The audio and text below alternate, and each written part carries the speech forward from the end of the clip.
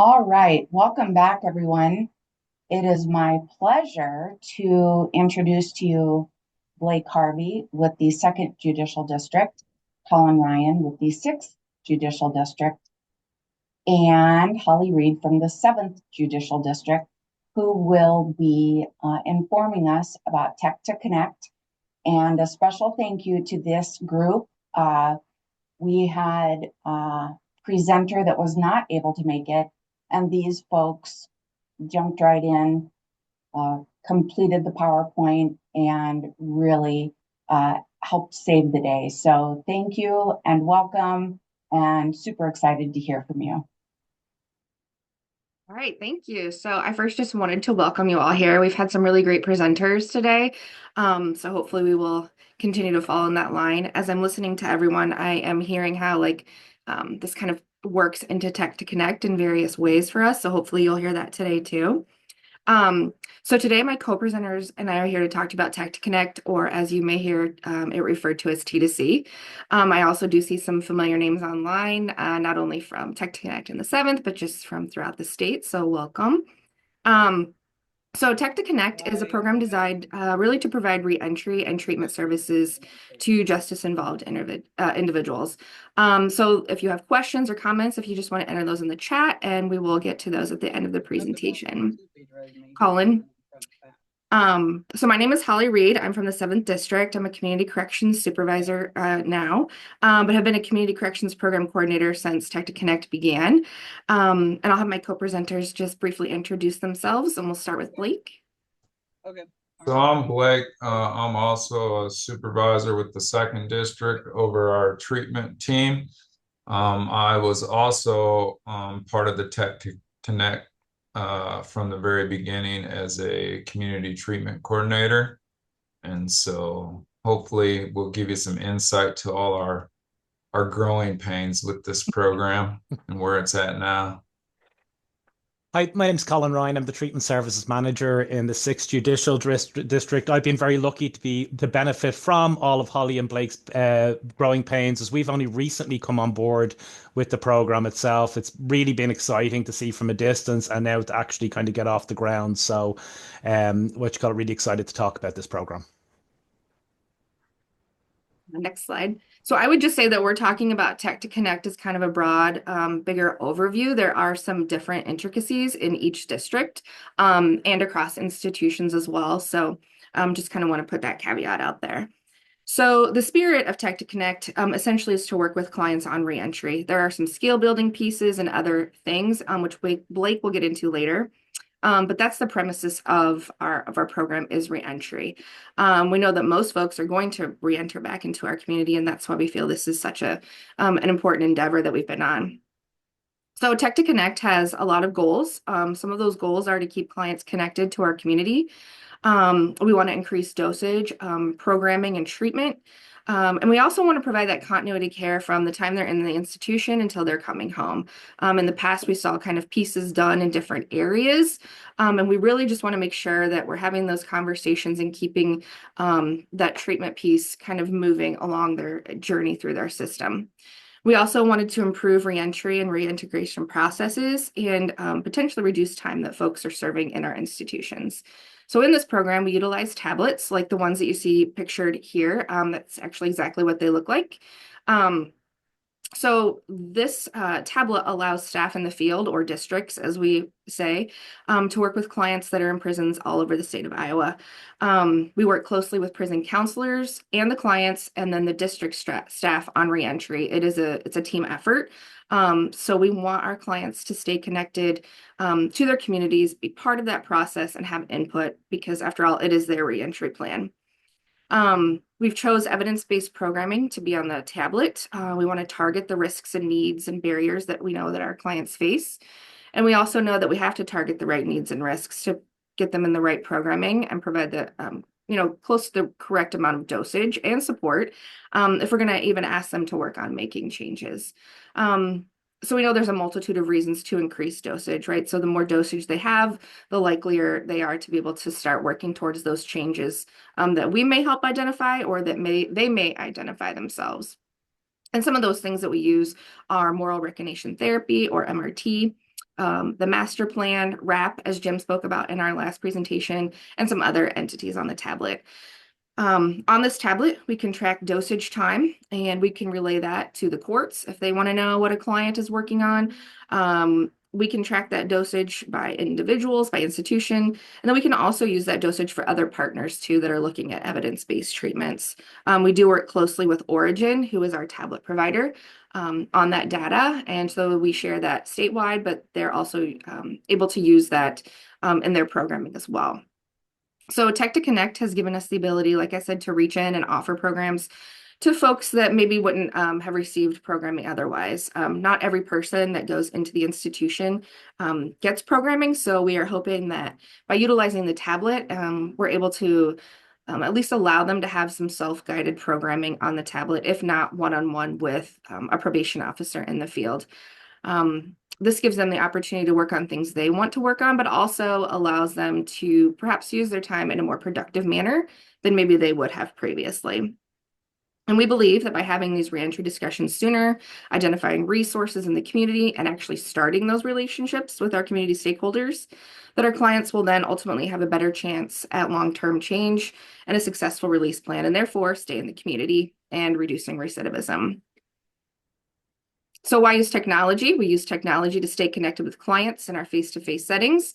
So for example, I'm in Muscatine County and I can meet with clients in Clarinda, in Mount Pleasant, so in all of our institutions. And also just pointing out that fiscally funding a tablet costs a lot less per year than incarcerating folks. So if we incarcerate them shorter periods of time, we're also saving dollars that way. Colin, thanks. So how did it all begin? In 2015, the state of Iowa received a statewide recidivism reduction grant, and that grant allowed us to address several initiatives to work towards reducing recidivism. And part of that, providing an opportunity for the Department of Corrections to conduct a time study, which happened in 2017, and then we were able to kind of look at our workload formulas.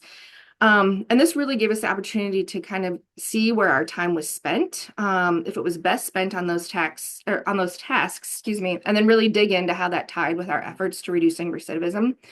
And so knowing this information then paved the way for us to be able to look at our supervision level of our clients, as well as contact standards, meaning we could really kind of look at how are we spending our time with our clients. And part of what we gleaned is that we do actually spend a significant amount of time with our clients, but we needed more evidence-based programming. We needed more standardized ways to serve our clients because we found that really only about 14% of the population that we were serving was receiving adequate dosage of programming.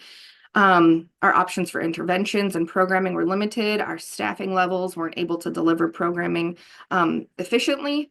We needed continuous quality improvement, and we needed training. So we took this information and we applied for a grant that we then received. So in 2021, the grant was awarded to the 2nd and 7th districts to begin some of this work that we identified needed to be addressed. The 2nd district represented the rural portion of the grant and received funds for 3 full-time positions. The 7th district received the urban portion of that grant and received 6 full-time positions. And then both districts also received funds for technology, which includes those tablets and earbuds, also training and programs, and thus Tech2Connect was created. So we are currently working in 7 of our 9 prisons and about to enter our 8th. We're just getting our talks going with Anamosa. And then the 6th district began to launch Tech2Connect in 2023. So they're now in some of those prisons working with us as well. So since all of this has kind of started, the 3 districts are now working together to try to streamline processes and practices, because it is our hope that this program will be proven to work and that we can grow it throughout our state. Reentry services, we know, make a huge impact on the transition back to the community. Most people are really overwhelmed, super high anxiety with having to complete so many things in such a short amount of time, sometimes on parole. And we know that the first 90 days of release are critical in that longer term success. So we identify those treatment needs, those resources. We're providing an opportunity to plan ahead and problem solve barriers that clients know they're going to face when they get out. And then a great necessary component of this process is actually connecting the client with the officer that they'll be talking to in the community. As we know, resources change constantly. Programs are introduced and sometimes fade away, often for, fiscal reasons, which is unfortunate, but it's a reality of the systems that we work within. So just having that connection with the client before they're coming to the community and providing that support before day one is crucial in this program. Our goal is to continue to increase the amount of community partners that we have working with on the tablets. So far, we've been able to have substance abuse providers and mental health providers use our tablets to have access to clients in the institution. So we're able to get some of those evaluations done prior to their exit from the institution. And we also have some mentors that are able to utilize tablets as well to provide support prior to that release. So with that being said, after the vision was created, positions were hired. I say staff was trained, but really we just started to implement things, and then the kind of problem solving phases began. We saw a lot of trial and error, but I will say it was a really great way to connect with not only staff in all the CBCs, but as well as institution staff and central office. This really has been a large group effort and continues to grow, which is what we were hoping to see. We're able to track information in our ICON database, which is what we use in the Department of Corrections, so that the probation officer that's working with the client can see what they're working on. The Board of Parole can see that information, as well as the prison counselors, so they can see if the client is choosing to participate, if they are participating, are they attending appointments.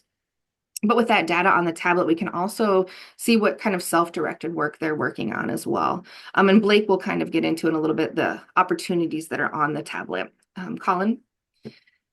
So we developed a process for working with clients, which we'll go into more depth in just a little bit, but this is kind of a sort of cyclical way that we work with clients. We're first identify who we're able to work with and invite them to engage.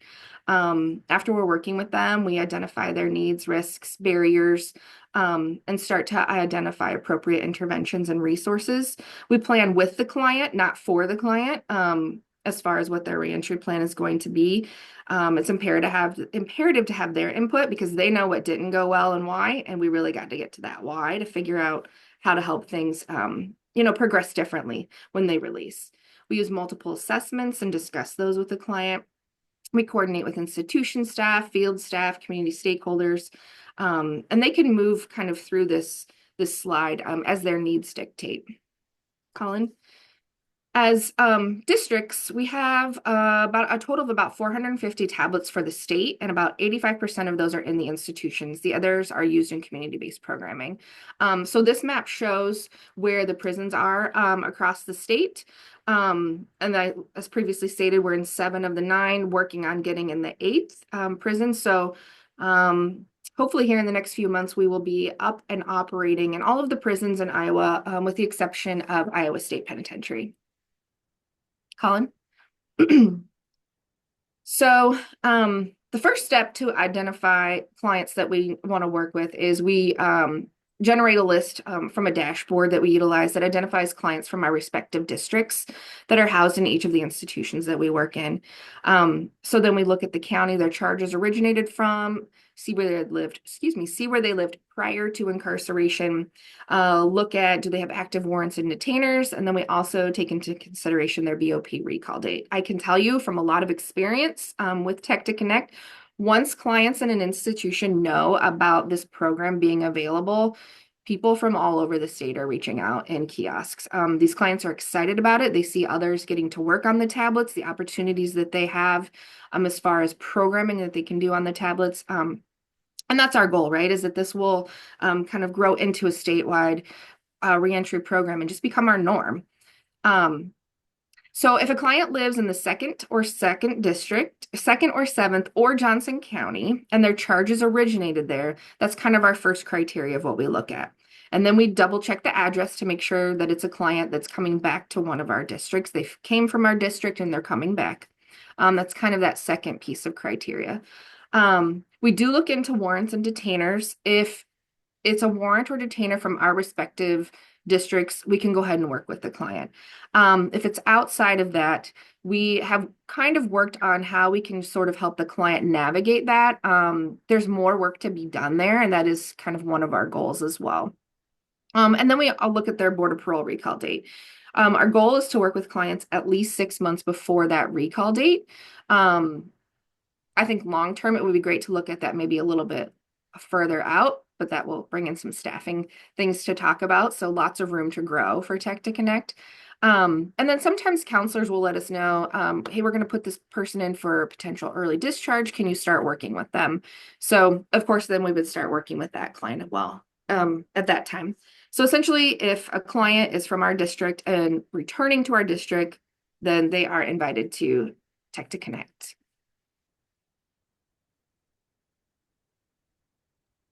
So I just want to reiterate that Tech2Connect, the tablet, is a tool for reentry that we use to help people to reenter. I also want to, Holly made it look so smooth and so like how awesome we are. It took a lot of hours and a lot of pain to get where we're at. Because what we found was each institution and each district were doing things a little bit differently. So that's why we got together in 2024 so the CBCs can have a unified approach when working with the institutions, because we know each institution is going to be very, very different because of the security levels and all that stuff. And so we just wanted to get together and work. And there's a lot of people. So thanks to all the people who worked with Tech2Connect in all of our districts to make this happen. We got together in 6th district, the CBCs, to plan this out, and it went smooth, and like we got things accomplished quickly. And as a supervisor, I was like, yeah, that's amazing. We just got people from all over the state of Iowa to get together real quickly to get this idea rolling. So big shout out to all our teams and the institutions as well. All right, so what we do is we reach in. So we can do this either through kiosk or through the counselors. It depends on what institution it is. And so just to start the process of working with the client, then we do the program agreement. The client completes it either on the tablets or through the counselor signs and returns it. And then we send them their logon information. So staff goes in Origin and creates an account for them, or the prison counselors go into Origin and create this password and stuff for them to be able to use. And then the tracking, we do that on Icon. Some of us have Google Sheets as well, like what institution, who's in Tech2Connect, all that. Origin has a thing where we can see who's all in it as well. So we have checks and balances to be able to look at all the people that we have in the programs. Go ahead, Colin. So there's this process that we call a CTA. It's a comprehensive treatment assessment. And so that's how we start with identifying needs. So we use some screeners. You can see some of them. I'll go into a little bit of detail of what they are.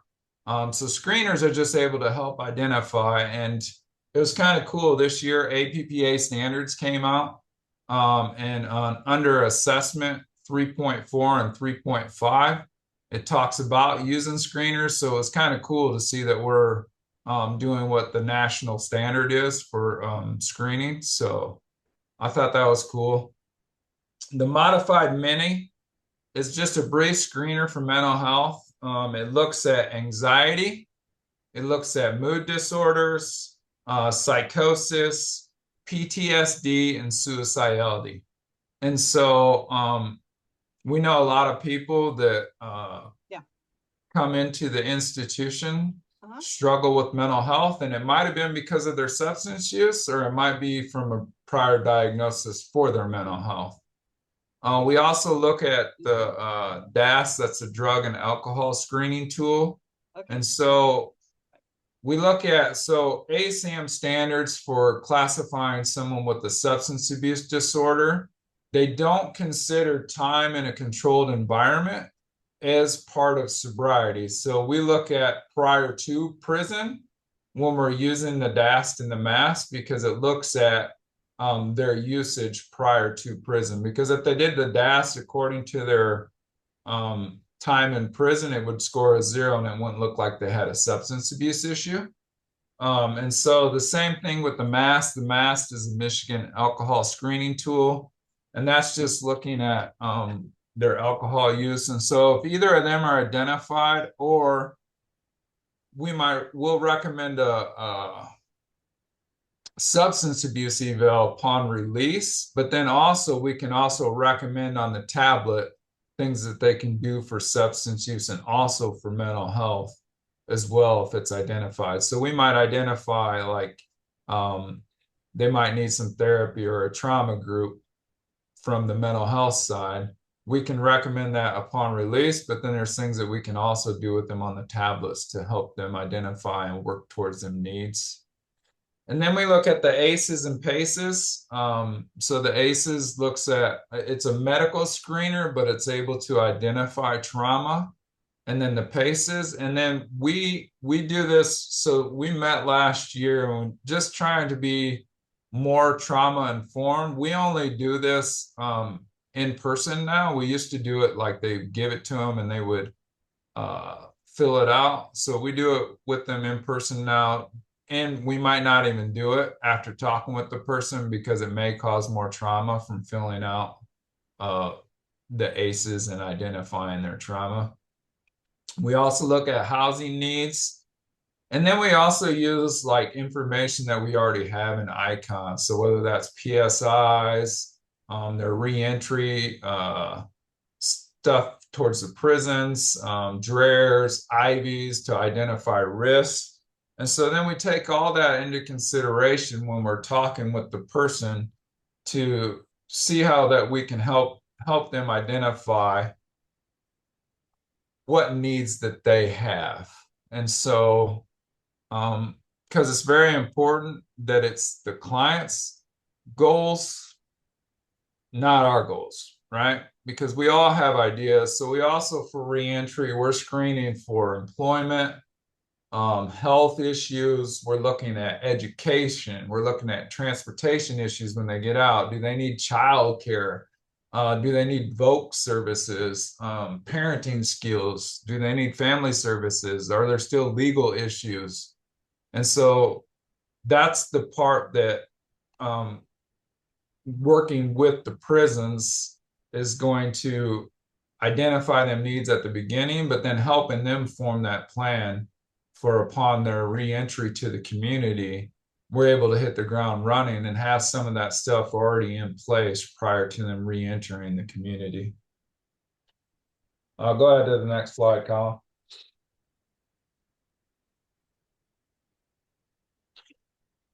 So I already explained the CTA process. The interventions are determined by needs. So we might be able to identify like this person might, while they're in prison, be for active P, like might be a candidate for that, or, you know, the master plan, and I'll get into all them carry guides, SARIN guides, skill building. So we recommend, so that's the part that we can control of the helping the client out, is the realistic steps of the interventions that we can help this person do to meet their goals. So, and then the reentry needs I already talked about. Go ahead and go to the next slide. I also want to throw in there too, the APHIS in Fort Dodge has been working with us since the beginning with Tech2Connect for mentorship. And they have been a huge asset with us, with our people when they come into our RCFs, and helping them with jobs, helping them with housing, helping them with rides, helping them with working out. So they take our clients to work out at their facility. And so a big shout out to Charles, because I know he's on here. So RAP, Jim and Mike explain this. So RAP for on the tablets is a little bit different. Our goal is to get RAP groups going inside of the prisons through the tablets to work on reentry. As soon as they get there to form a RAP plan, and then RAP for reentry upon leaving the institutions. And so we offer on the tablets wellness recovery action plan for reentry and for addictions. So they're two different tracks. So they do one of them, either the reentry piece or the addictions piece. RAP for addictions is specifically designed to support individuals struggling with substance use. It was developed by people with lived experience in addiction and recovery, and it provides practical tools and strategies to promote long-term wellness. And then the reentry piece focuses on self-care, emotional regulation, equipping individuals with the skills to recognize and manage them negative emotions as they transition back into their communities. So both are evidence-based and backed by over 25 years of research and proven to foster personal empowerment and recovery. So the cool thing about it is there has been over 114 individuals successfully completing RAP plans. And that's just the reentry piece. And then 114 for addictions and 110 for RAP for reentry. So that's people inside the institutions that have completed that program prior to re-entering to the community. The next one is the master plan.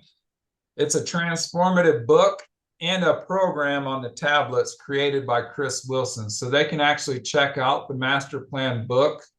Some institutions have the hard copies of the master plan as well. And then there's the master plan program that they go through at the same time as they read the book. And so he was a formerly incarcerated individual who's able to inspire and guide others who are impacted by the justice system. It provides a step-by-step framework to help participants envision their future for success through their master plan. So here's some of them growing pains I was talking about. In the fall of 2022, the 2nd and 7th district enrolled our case managers who were working inside the institutions, some of the counselors in the facilities, and we went through how to facilitate the master plan. And it was kind of like a trainer-to-trainer model that equipped staff to lead the course through 6 interactive sessions, which concluded in December 13th of 2022. So some key highlights from that is there was positive feedback received from leadership and the staff that went through it. It was fully adopted, and that proved the effectiveness of it. And so 195 clients completed the course and created their own master plan. And the DLC achieved its highest completion rate, which is, I think, awesome, nationwide. So these tablets are in other prisons nationwide. So ours was the biggest state with biggest completion of the master plan. So I thought that was cool. And also we had groups started too. So we did these groups for the master plan and then did them individually. There's Breaking Free. That's a substance abuse component. It's an evidence-based digital behavior change program designed to support individuals with substance use disorders. It takes a comprehensive approach, so it helps the participants address and overcome their complex changes that they need to make with their own addiction. Through the interactive program, it helps them look at difficult life situations, negative thought patterns, their distressing emotions, their physical symptoms that come along with substance use, their unhelpful behaviors, and their harm-style lifestyle choices. And so by looking at that, it helps the client form a plan on how to deal with their addiction and enter into long-term recovery. We have enrichment programs on the tablet, such as the ebook library, there's a dictionary, there's financial literacy, which is it looks at like budgeting, loans, financial goals, and credit cards. And there's also TED Talks on there that they can use on the tablet. It looks at employment. So there's Khan Academy.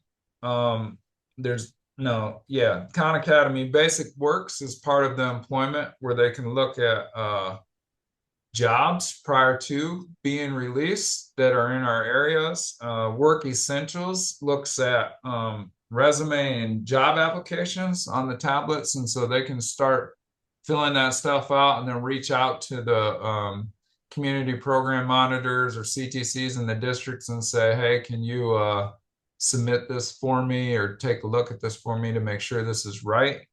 And then there's also trades that they can go through and look at on the tablets, such as welding, et cetera, et cetera, et cetera. And then there's an education piece, which is tab 1112 Academy, the Khan Academy, and it helps them look at like their high set and how to work through things.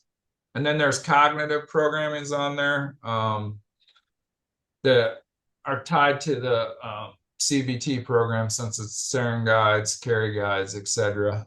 So that's just a basic look at what some of the programming is on the tablets. And then we use virtual classrooms. So it's like a Zoom platform like this, but it's only for the prison. And so it's went through all kinds of security checks and stuff like that. So that's how a CTC or CPM would reach into the institution to the client, and they can actually message and back and forth from this tablet to their whoever they're working with, so that they can set up appointments, so that they can talk about things, talk about resources. And so with virtual classroom, since it started, there's been 1,858 virtual sessions. That was just in 2023. I wasn't able to get the data from 2024 from Origin. But that's treatment groups that have been done. That's individual sessions that have been done, CTAs that have been done. And so I thought that was pretty cool that many hours have been spent through just meeting with people through tablets, putting a tablet in their hand and trying to help them be successful.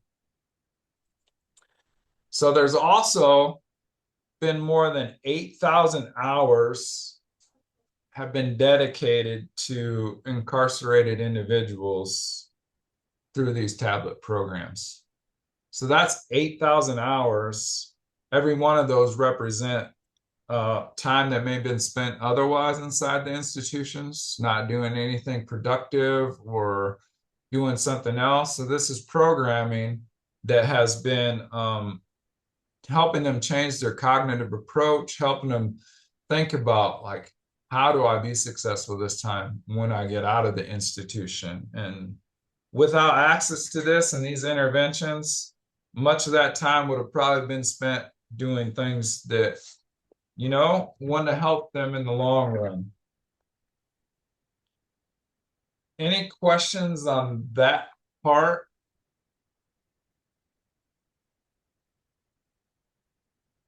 You can go next slide. Hey, Blake, there is a question real quick. Are these Yep. being utilized with the Redsies? I don't think they are. So in the second district, we are still utilizing them. So we're identifying.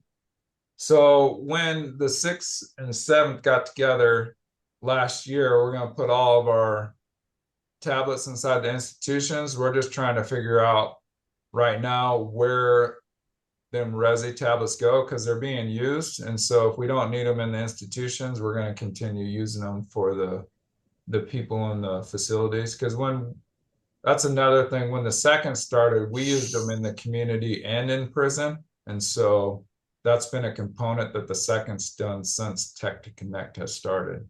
And actually, we actually bought tablets just for people on probation as well, to use this same programming that are only for our probation clients in the second district.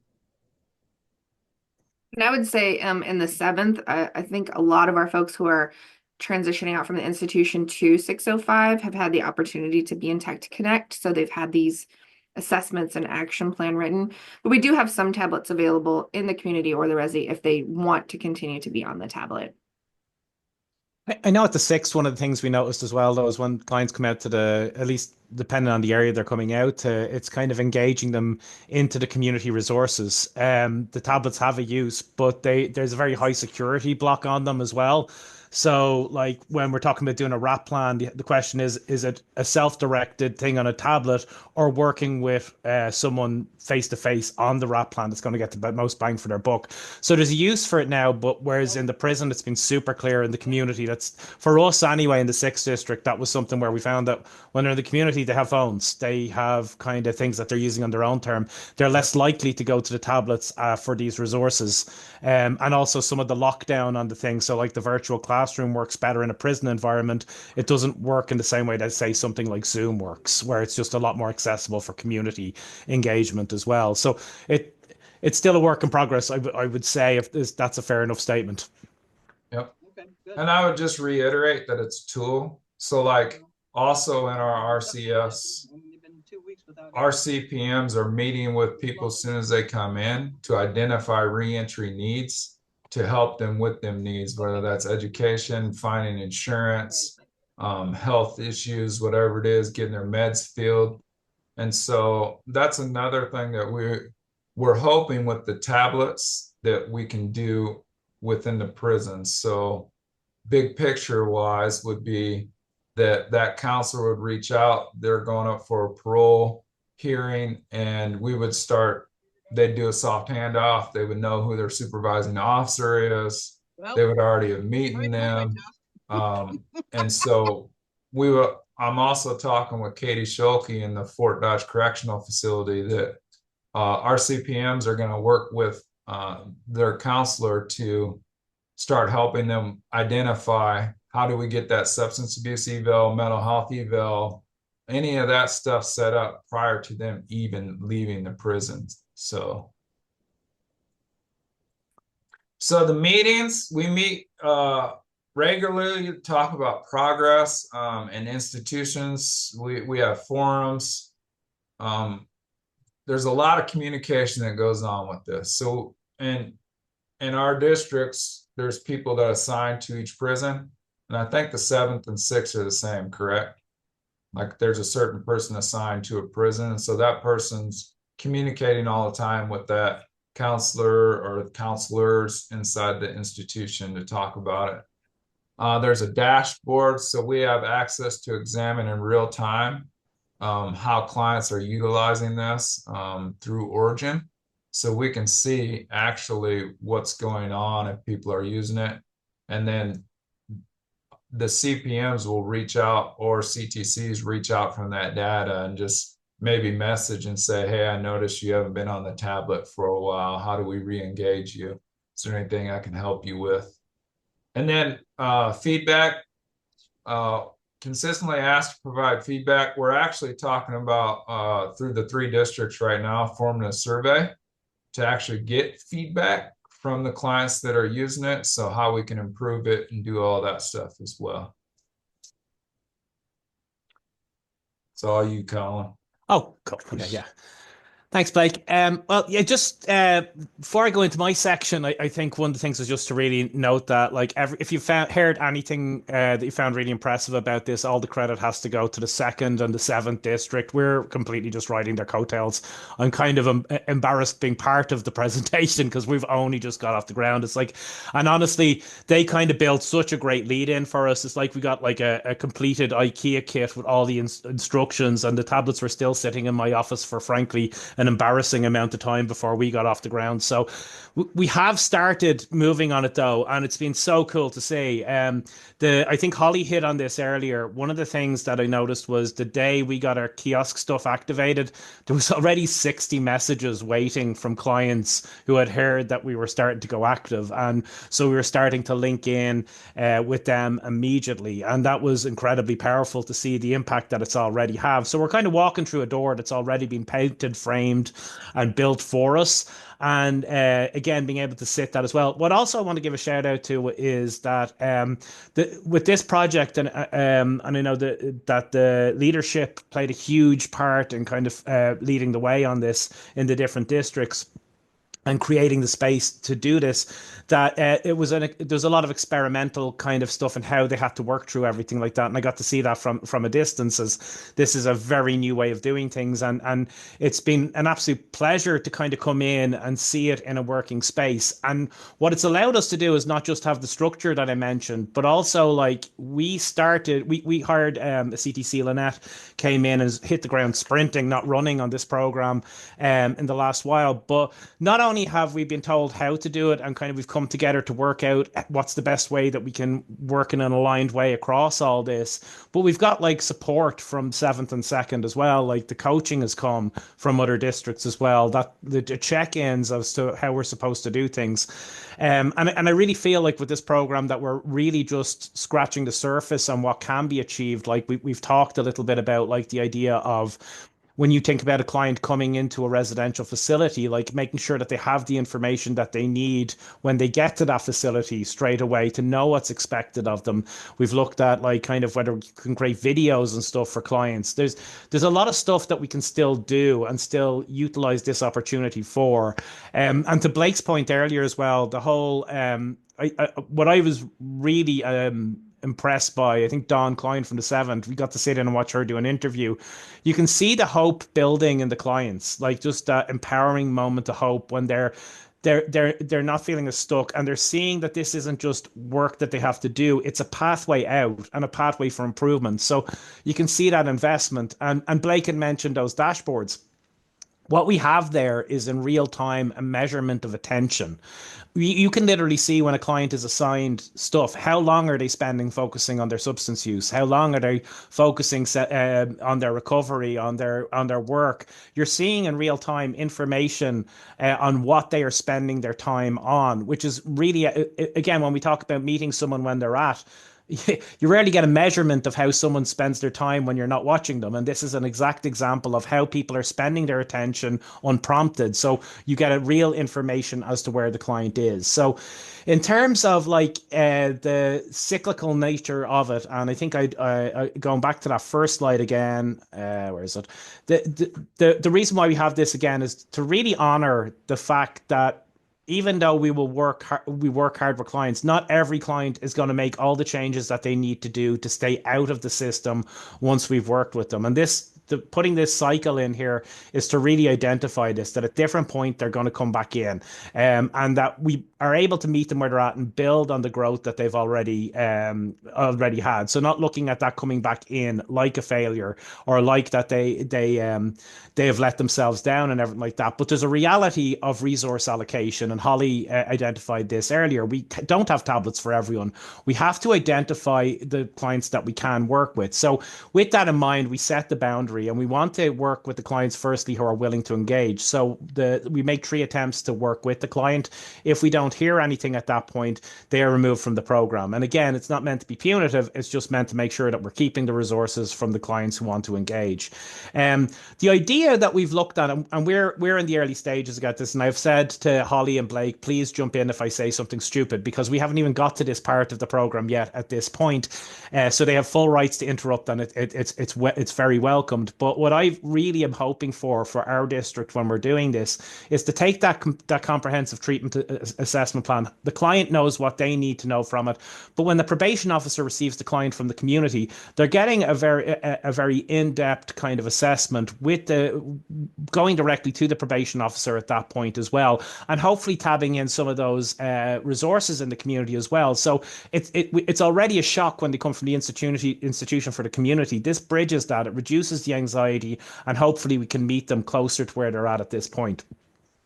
I can tell you from the 2nd district, we do the comprehensive treatment assessment on all 4s and 5s for people just in our community. And it helps the supervising officer nail down where to start with that client, what are their most immediate needs that need to be addressed. And sometimes some of the stuff that's identified, like maybe trauma, if they're on supervision for 2 years, we might not recommend doing anything for that for like 18 months because it would be more traumatizing to them to start addressing that than to even just let it be. And so it helps them have a starting point. Absolutely, and I think what I've seen from it as well, we've actually started to pilot in our district. Like we were using the JESNIS originally, but that's been discontinued. We've started looking at maybe like the Texas Christian Criminal Thinking Scale, as to give some insight again into that thinking pattern in our district. We started doing that just to give some insight into maybe how the client's approaching things. What also happens is when you get a fair amount from a paper assessment, but like really the interesting part of that is then the conversation that happens. This is what I observed when I saw on the 7th, is there's information that the client has served, and it's really slick. I really like this, that once they do it on the tablet, all of the assessments are pre-updated on the tablet. So when you complete it on a tablet, it's automatically emailed down to the relevant treatment coordinator. So then they compile all this, they're meeting the client with all this information, so it creates a very real conversation and allows you to kind of see again where the resistance is, where does the client see how they've answered these questions, where are they in their readiness to change kind of process as well, which is again really making the maximum amount of time that we have, and then allowing those follow-up appointments to build onto that CTA or comprehensive treatment assessment to really kind of build that up as well. And again, the option to re-enroll is always there. Like we kind of say to our clients, our light's always on. If you need to come back in, you're welcome. You're welcome to come back into that program. I love this graph. I think it's a real testament to what the 2nd and the 7th have achieved here. And what it looks at first is the amount of clients enrolled on a weekly basis.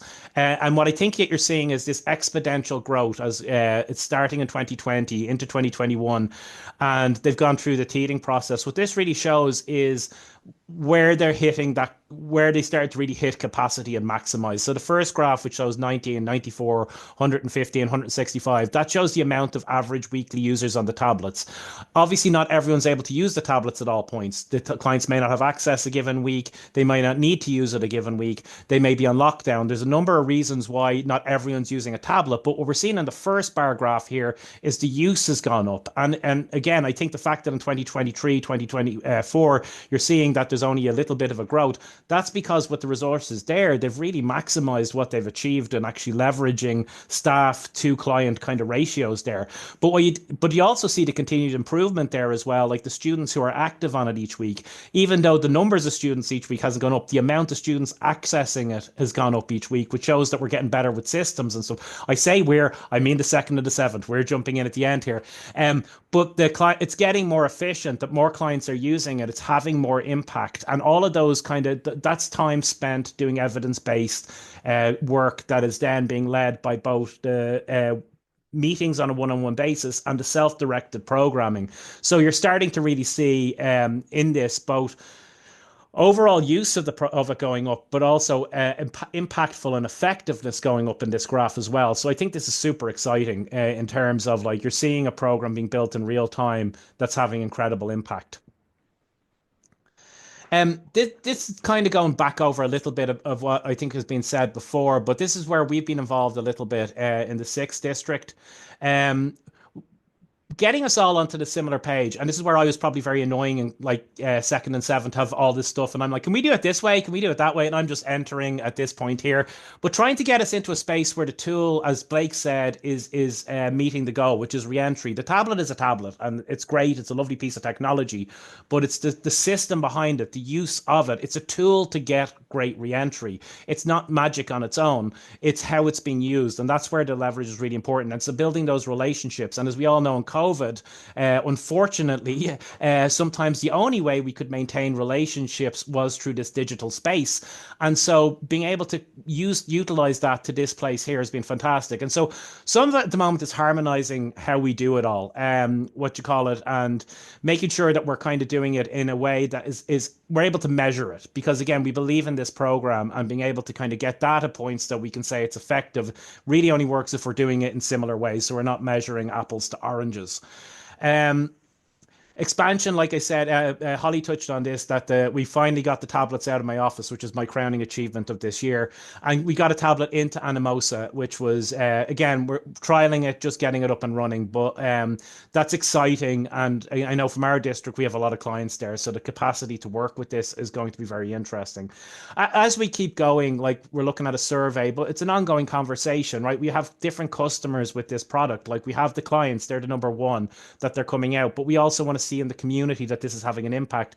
And with the supervising officers when they come out, that we're doing our job if it's easier to supervise clients when they come out back into the community.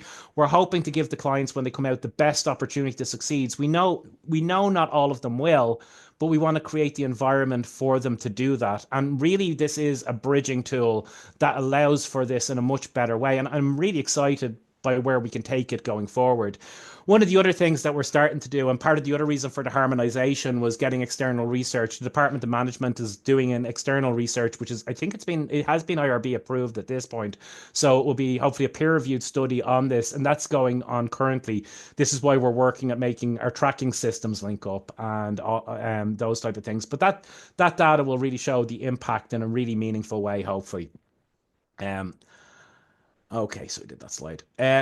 And to finish up, because I want to leave time for space, and I know it's lunchtime as well, so attention spans tend to dwindle at this point. But I really want to kind of speak to the stakeholders, because some of the things that they've said have been really cool. And we took a couple of quotes from clients. I'm very thankful for the Tech2Connect program. It helped ease my anxiety about transitioning into the community.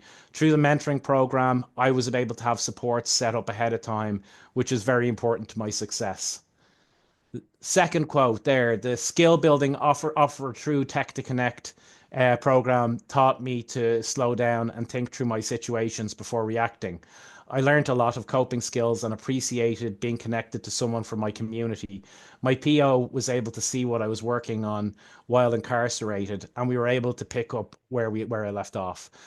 Those are phenomenal. And like I said, I love bar charts. I'm very green on a colors code type of things, but hearing stuff like that shows what's happening in those bar charts in a very real way. And so I really love those quotes because it's coming from our stakeholders.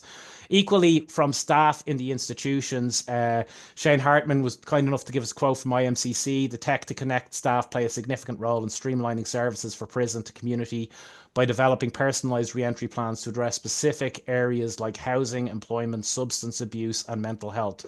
The program not only provides educational resources, but it also allows the incarcerated individual with the opportunity to meet virtually with a probation parole officer. Incarcerated individuals often give positive feedback about the meaningful contacts that they have here with the 7th Judicial Probation Parole Officers.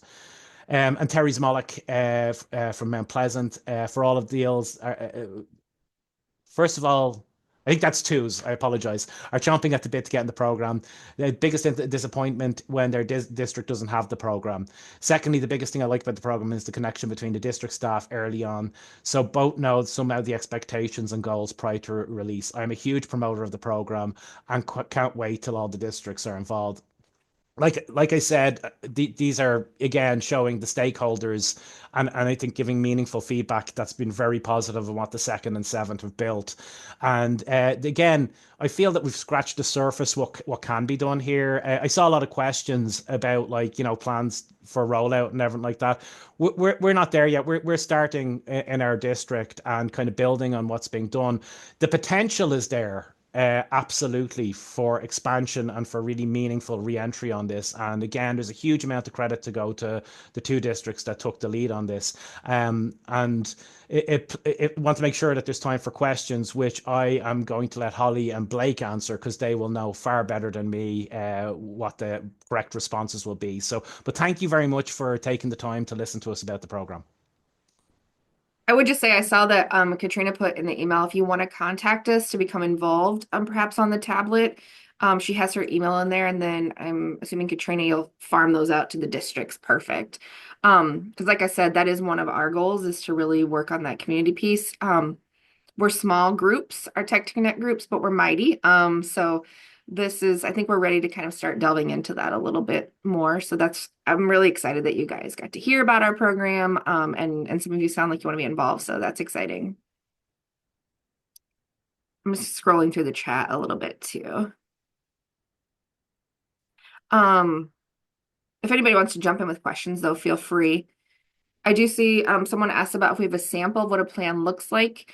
I was trying to make one real quick without names or identifying information. And I can try to present that.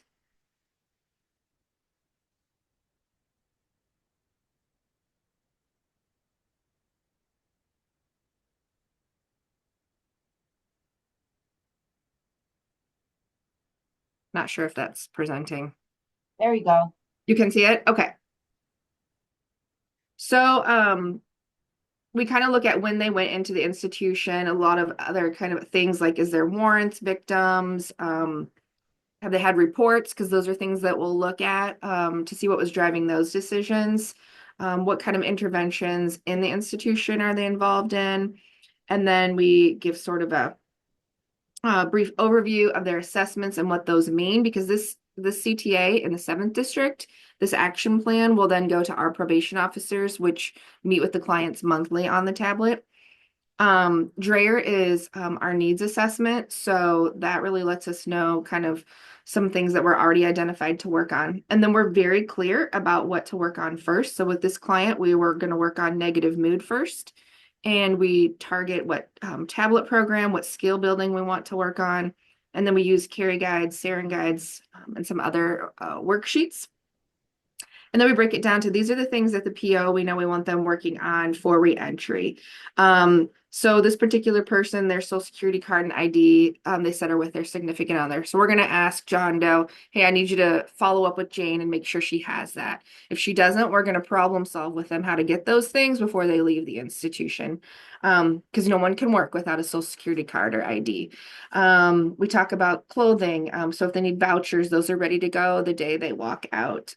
Substance abuse evaluation, we can sometimes get those done on the tablet ahead of time. So this just kind of, this reentry section lets the probation officer know at a quick glance some of those things to focus on.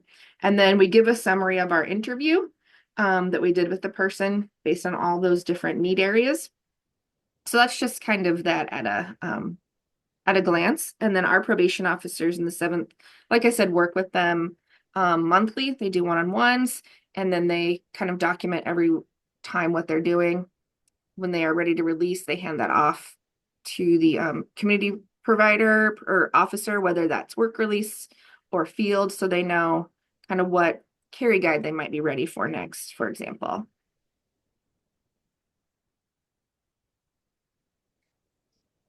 Thank you for removing the information and sharing that. That was really helpful. I appreciate it a lot. Yeah. Again, if you go ahead, Holly. I was just seeing that Amanda asked about Newton. We do work in Newton. Newton, we're a little bit newer in. It wasn't one of our first prisons, so we are in there. And we do work with people with sex offenses.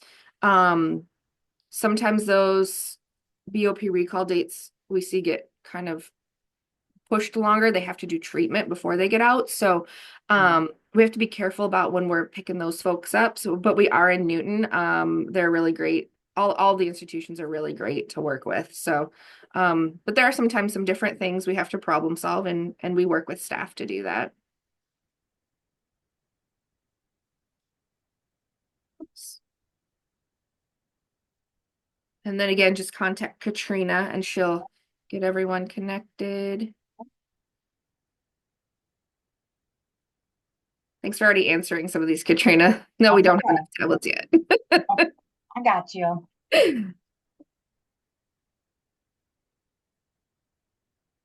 Great. Well, again, thank you all so much, seriously, for jumping in last minute and sharing today. Colin, we talked about grace earlier. Maybe